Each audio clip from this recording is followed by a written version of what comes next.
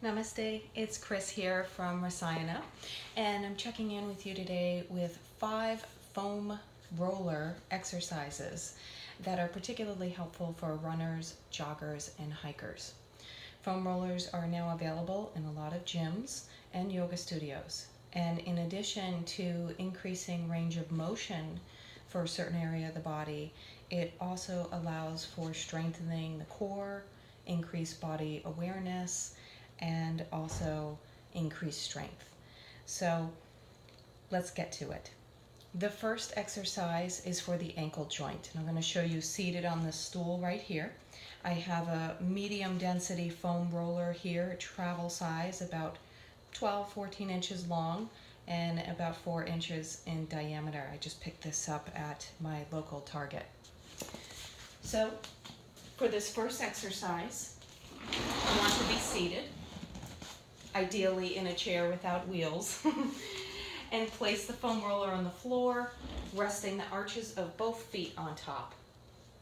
And then for 3 to 5 repetitions, you're going to roll the roller forward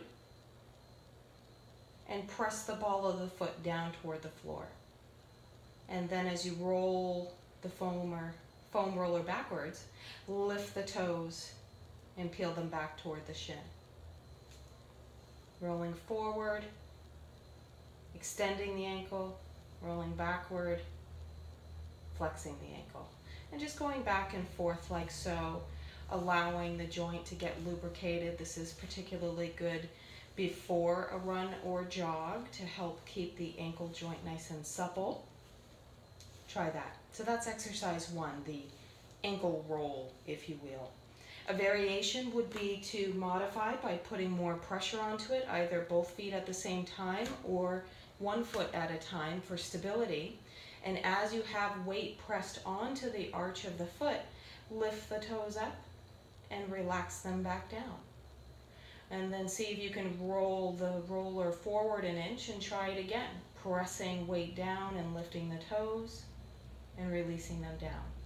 So it's just a variation of this ankle exercise to help stretch the fascia on the underside of the foot. Second exercise is for the front of the shins. A lot of you runners suffer from shin splints, which is a chronic overuse and tightening of the anterior tibialis muscle, which attaches to your shin bone, kind of right in front here toward the side. And this gets very, very tight on runners in particular, or people who are on their feet doing lots of walking and such. And so for this one, you begin in a tabletop position, but kneeling on the foam roller. So make sure there are no obstacles around you. Clear the path. I tuck my toes behind me on the floor, again stretching the plantar fasciitis or plantar fascia on the other side of the foot. And then bring the foam roller underneath the knees. Now it's not going to be right on the kneecap, but just slightly below it on the shins. And then using my hands on the floor for stability, I'm just simply going to rock forward and back. Just rocking on my toes and getting that foam roller to hit that muscle on the sides of the shins. That's exercise 2.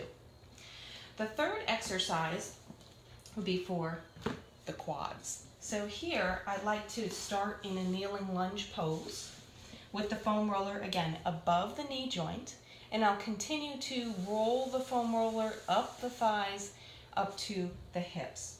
Now as a general rule, you don't want to roll on any bony parts, so use your observation for whatever adjustments need to be made. So I'm going to position that here and come forward, making sure my wrists are stacked underneath my shoulders for support. Another option could be to come down onto your forearms. Now again, I have a short travel size foam roller, so a full length one will be a bit easier to work with for both of the thighs at the same time. Otherwise, if you're on your forearms, you might want to tuck, again, the toes underneath for stability and use them to rock forward and back. You don't need a lot of movement here. Even just an inch or two might be enough for a target area, and then you can reposition yourself and roll further down. And again, tuck the toes and start a nice rock back and forth. And play around. You might find more sensation by slightly rolling onto the side.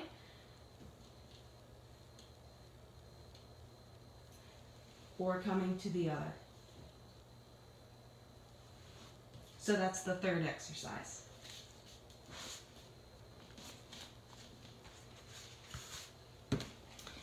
The fourth exercise is on the back. This is a core stabilizing exercise. So this I put along the spine. Now again, this is short, so for demonstration purposes, I'm going to use my bolster here, which is a similar shape, but a larger size. And so that way, my head is supported on the foam roller as well. Arms comfortably by my sides, knees are bent, feet planted flat on the mat or floor. And then this, you're going to inhale the knee up toward the chest until it's stacked over the hip, and then extend the leg long. Bend the knee again, and set the foot back down on the floor. And go to the other side. Knee comes up, leg extends, bend the leg, set the foot down. This is a really great core stabilizer, helps strengthens the psoas muscle and the whole kinetic chain of the lower body. The fifth exercise is the one we probably all most know, the IT band, the iliotibial band, which is a piece of connective tissue running alongside the lateral edge of the thigh and the hamstring and quadricep muscles attached to it. This is a very deep band. It's not just superficially on top. It actually goes all the way down to the femur bone, the thigh bone. And when it becomes very tight, it's quite painful and often leads to knee pain. So for this one, I'm going to face you so you can see a little easier. And I like to start in what I call a mermaid pose, which is my hips to one side and my legs to the other. Bolster foam roller next to me, perpendicular. I'm going to place my palms on the floor in front for stability as I lift my hips up and set the foam roller underneath me. Now, I'm not exactly on the hip joint, but I'm right underneath it, feeling a glorious amount of sensation just right here. This might be enough for you, and you can simply sit here and breathe for 5 full breaths. You can decide if you want to take it further to bend that top knee and plant the foot on the floor in front of you for extra stability, and then extend that bottom leg long. And now you're in a nice position to modulate the amount of pressure you want to put on the foam roller by pressing that front foot into the floor, maybe lifting the hips up a little bit, and then finding your shimmy and rocking and roll here. Again, you don't need a lot of movement. Just move an inch or two with control, feeling and observing. And then you can always move the hands over and work your way further down the leg, always stopping before the knee joint itself. So try these 5 techniques. I hope they help, and let me know if you have any questions. Namaste.